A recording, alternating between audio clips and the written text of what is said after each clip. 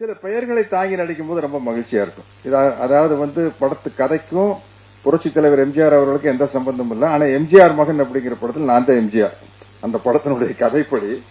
அதே மாதிரி தோழர் சேகுவாரா கூட என்ன எந்த வகையிலையும் ஒப்பிட்டு பார்க்க முடியாது. அப்படிப்பட்ட ஒரு ஒப்பற்ற புரட்சியாளர் தோழர் சேகுவாராக இருக்கவே முடியாது. ஆனா அந்த பேர்ல நடிக்கிறது எனக்கு மிகப்பெரிய மகிழ்ச்சி. ஏற்கனவே யாரோ சொன்னாங்க தோழர் சேகுவாருடைய கெட்டப்பில் நான் நடிச்சிருக்கேன். புரட்சிக்காரன் அப்படின்னு ஒரு படம் நம்ம வேலு பிரபாகரன் அவர்கள் தயாரிச்ச படத்துல நான் தோழர் சேகுவாரா கெட்டப்பில் நடிச்சிருக்கேன்.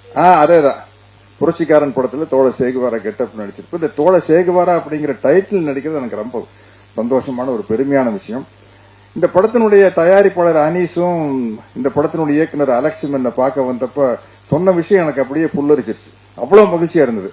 இந்த கதையை எழுச்சி தமிழர் தம்பி திருமாகிட்டையும் திராவிடர் கழக தமிழர் தலைவர் ஆசிரியர் வீரமணியா கிட்டையும் போய் கதையை சொல்லி இதுல இந்த தோழர் சேகுவாராங்கிற டைட்டில் ரோல் அந்த படத்தை இந்த காலேஜினுடைய ப்ரொஃபஸரா நடிக்கிறதுக்கு யார் இருந்தா சரியா இருக்கீங்களா, தம்பியும் சரி ஐயாவும் சரி சத்யராஜ் தான் கரெக்டாங்க. அதுக்காக உங்களுக்கு ஒரு மிகப்பெரிய நன்றியை எழுச்சி தமிழர் அவர்களுக்கு இந்த நேரத்தில் நான் கூறிக்கிறேன். ஏன்னா அது நடிப்பா இருக்காது, அது உள்ளார்ந்து வர்ற ஒரு செயலா இருக்கும். அப்படிங்கறதுனால என்ன சொன்னது எனக்கு ரொம்ப மகிழ்ச்சியா ரொம்ப பெருமையாம இருந்தது. எனக்கு இவங்க இந்த சென்சார்ல வெட்டப்பட்ட காட்சிகள் எல்லாம் இங்க போட்டு காட்டினாங்க. இந்த எல்லா காட்சியும் படத்தில் இருக்குது, ஆனா வசனங்கள் வேற. நான் மறுபடியும் அதுல ரீடப் பண்ணி வேற வசனங்கள்ல சென்சாரினுடைய விதிகளுக்கு உட்பட்ட வசனங்கள் தான் இந்த காட்சிகள்ல வருது இல்லையா. அதனாலதான் அதுக்கு நம்ம சென்சார் சர்டிபிகேட் கொடுத்திருக்காங்க. அதனால அத இந்த படம் செப்டம்பர் 20ஆம் தேதி வெளியாகிறதுல ஏதாச்சும் தடங்கள் வந்துருமோன்னு விநியோகஸ்தர்களோ திரையரங்கு உரிமையாளர்களோ பயப்பட வேண்டிய அவசியம் இல்லை. சென்சார்ல என்ன சொன்னாங்களோ அதை மாத்தி பண்ணியாச்சு இல்லையா.